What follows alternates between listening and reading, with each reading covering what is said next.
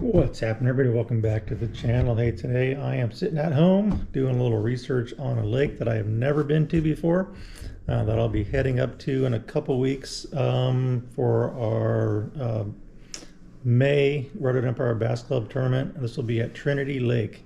So most of the club, I don't think, has ever been to this lake. It's the first time for us. Should be interesting. The bite should be pretty good this time of month. Maybe some fish moving up on beds. Been looking at some other YouTube videos online, and a couple of kayak guys were doing pretty well. Recently it looked like catching a bunch of nice big smallmouth, so congratulations to those guys. But anyways, just looking on the computer. I thought I'd give you guys some tips about using Google Maps, Google Earth, to help locate areas to fish, or maybe do some recon on a lake that you're heading to. Researching lakes, whether it's a new lake to you or something you fished before, and kind of the difference between the two with Google Earth and Google Maps.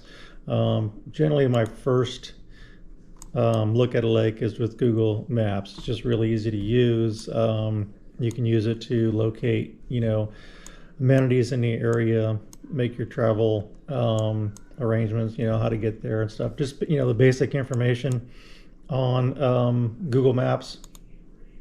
And let me just turn around the camera and I'll kind of point out a few things here on the screen. Hopefully this works with the frame rate. We'll see how it goes. All right, so here's the Google Earth, just a plain on Google Earth view. Nothing fancy, you can pan and zoom and stuff. Gives you a quick overview of the entire lake. Like I said, it works really quick. You can put this on your phone, like most people have on their phone. But down here on the bottom, if you can see down on the bottom, when you're looking at the images, it doesn't really give you the date of the image. It says map data 2023, imagery 2023 on this side. But that's about it as far as the map quality or the map date. And so that'll come into play in a minute as I show you some other things here. Again, just to get an overview of the lake, you can zoom in pretty well. You can look for various things. You can find some rocks. Here's some stumps up on the bank and stuff. Some wood, but it looks like this lake is mostly going to be kind of like, I would say, like Berryessa, the local lake, Shasta, even Orville, where most of your banks are going to be like this with just bare steep banks. Here you got some rock, something to look at, good rocky area. Again, you can zoom in pretty well with this. But that'd be your starter if you're just going to look at the overview of the lake. Now let's flip over to Google Earth. Again, different viewpoint here. You can kind of see the current image is pretty similar, if not the same, as the Google Maps. And again, looking over the lake, this is the dam right here on the lake. But one of the nice things that you can do here is up here on the top, there's the little clock right there. You can click on that and look at historical images and change the image and look at past images. Again, down here on the bottom, it has the imagery date, and it's really important to look at the date here to see when that was taken. And you can go through and you can scroll, look at prior images, and it'll show you this is June of 2022, but down on the bottom it actually says June 18th, and you can scroll back through those. There's July of 21, July 2nd to be exact. So that's really good to know when the photos were taken. And why that is important is, if I bounce back over here, this is the Trinity Lake water level. You see our current elevation is 2244. The lake is on the rise right now. You see there was a dip down here where it dropped quite a bit. But looking at these other historical years, 2020, 2018, and 2019 were pretty high water levels, so those aren't really going to do us much good for this round of looking, so I'll just kind of turn those off. And then you can see 20 on the green line is 2022, and then the red is 2021. And looking at our current lake level for May, and then I'm going to try to match that up to the aerial photos and the dates. And so we flick back over to Google Earth here. This imagery date is July 2nd of 2021. So coming over back to the water level, 2021 is a red line, so July 2nd, you can see the water level was quite a bit higher at 2270, so 30 feet higher than it is right now. So what I really want to do is kind of find something in the 2022 range, which is actually lower. That way you can see the water line, which is actually below the current water level. So let's look back over to Google Earth, and we'll go ahead to June. This is June 18th of 2022. And one of the things I noticed, I'm not sure if it's this one or not, the farther up the lake you go, you can actually tilt the screen and spin it around and stuff like that as well. So I hope you don't get too busy there. And then July, so this is July 14th. So in the upper lake, it's July 14th, but as you scroll back down here, see this little cut here, a line in the color. This lower lake is actually June 18th, but then as you scroll up, it jumps to July 14th. So they're going to be pretty close as far as water level goes. Again, June 18th, it was at 2221. July 18th, July 2214. So that June date, June 18th or so, 2221. So we got about a 24, 25 or 23, 25 foot water difference. So which is actually pretty good. That way we're actually looking at the shoreline of what's just below the water level. So I want to look at the stuff that's at so back here on Google Earth, with this water level, June, this is June 18th on the lower lake.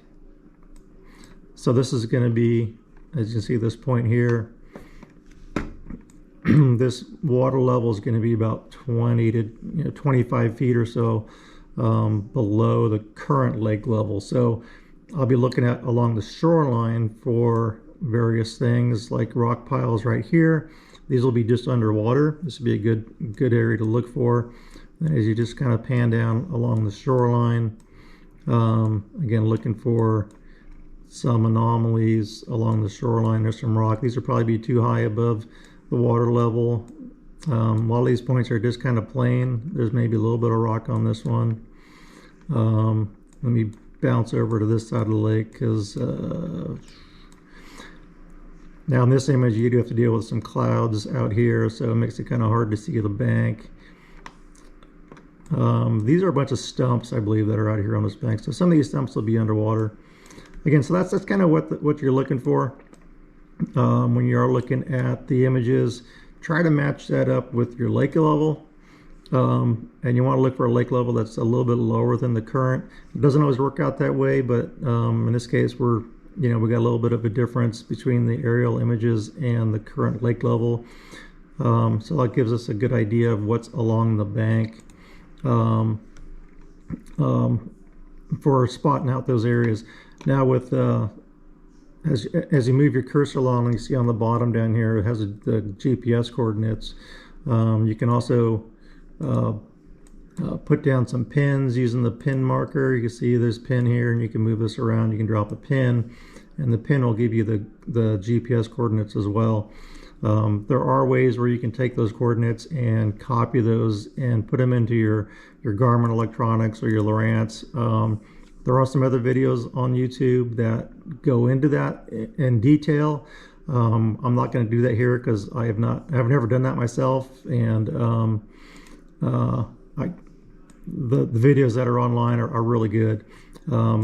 Also with Google Maps, if you just right click on a point, it'll give you the coordinates. And so Google Maps is really good for that. Once you find an area, you can just right click on that. It shows you the coordinates. You can actually take those and copy them.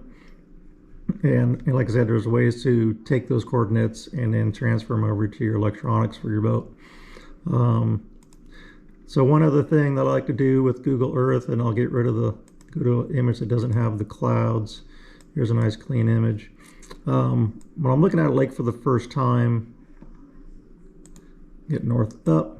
What I like to do is get an idea of how big it is.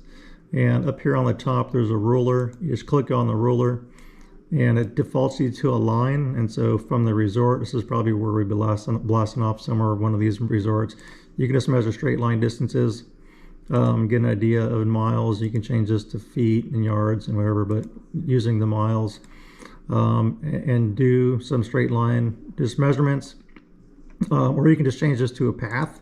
Just click on the path tab, and then you can start over. Just click point to point to point, and then draw your path and give you an idea of how many miles of travel on the water you need to go. And so especially when you get up to some of these canyon areas where you're zigzagging and winding up through the canyon, you can get a fairly accurate measurement using the path technique to put a bunch of lines on there, and it'll shows you an accumulation of your mileage.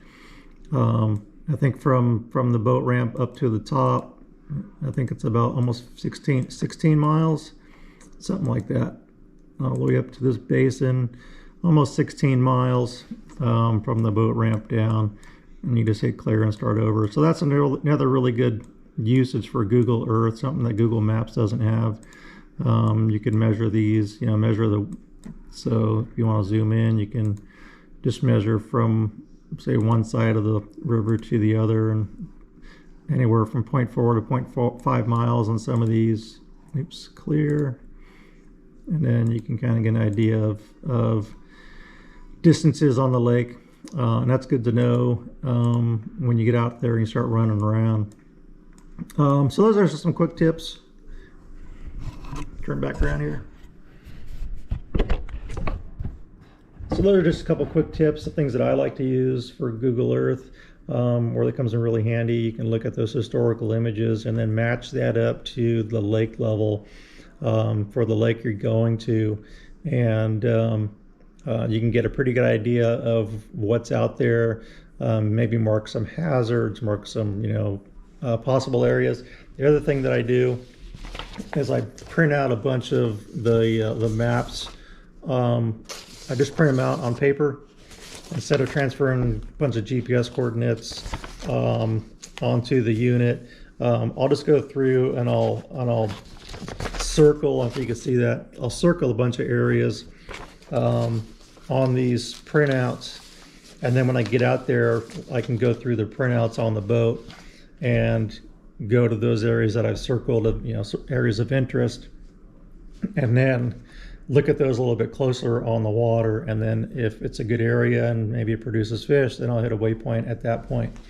But I just don't want to load up my graph with a bunch of waypoints that just kind of clutter the screen, and maybe I don't even need, or areas that look productive once I get out there, because the water level differentials and stuff just aren't productive. Then you have to go through the process of deleting those. But sometimes I'm looking for potential areas to fish, and then I'll highlight those on my printouts, and then when I get on the water, I'll look at those a little closer and go from there. And then I'll be going up midweek, so I'll have a couple days to pre-fish and hopefully scout out the lake and get an idea of what's out there and find the hazards and find some fish. Like I said, the fishing should be good. I'm really looking forward to this trip. Been kind of waiting on this for a few months now, and it's finally almost here. My boat should be ready to go. Just working out that last oil issue, which kind of getting nervous about it right now because I got 2 weeks to go and I gotta get that thing resolved. But anyways, hope this information helps you out. Hope it's useful to you, and hopefully it helps you kind of scout your next fishing trip and go out there and catch some fish. So thanks for watching. We'll catch you all next time. Take care.